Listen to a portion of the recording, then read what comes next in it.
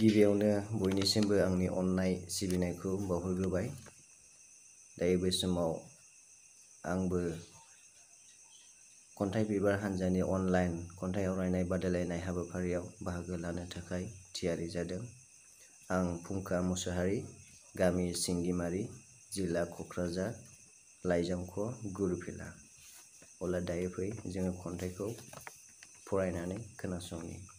खन्थाइनि मुं बिबारसे जिउ। मुलुगाव जिउ जोनोमा बहाथो जुगामि। जिउ साफ्रामबो साननैसोनिल' आलासि मिथिंगा बिखायाव। सिरि लांफिनगोन सानसे हरखाब बिबारसे जिउ। मिजिं सुजुयो सुबुं गोरबोआ जुगामियै मिथिंगानि हायनाजों उदाङै गेलेनानै जिउ बिसानाव रंजाबाय थानो।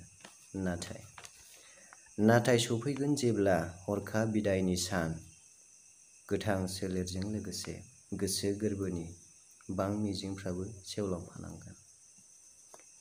मोजोमसेबो गोजोननाय गैया मिथिंगा बिखायाव। सुखु दुखु हांमा हांसाया अरायबो जिउ जोनोमजों लोगोसेखा। उजियो थैलाङो मुलुगाव सुबुङा, गोरबोआव हांमा सुरहैयो बिबारसे जिउआ। जिउनि जिरायसालि बे संसारा जुगामि मोनब्ला मोदैनि थरथिं गलिनाय नङामोन। जिउनि अलखद समावबो मिनिस्लु महर बेरखांगौमोन। नाथाय बायफ्रुलांगोन सानसे गोमोरलांगोन। संसाराव सुबुं सोलेरनि आंगोसे अनज्लायनायनि गुमुरा सानसे जोबस्रांलांगोन। आनज्रायलांगोन सानसे मुलुग बिखानिफ्राय गासैखौबो नागारना नों आरो आंनि बिबारसे जिउ। एसेनोसै, गोजोन्थों।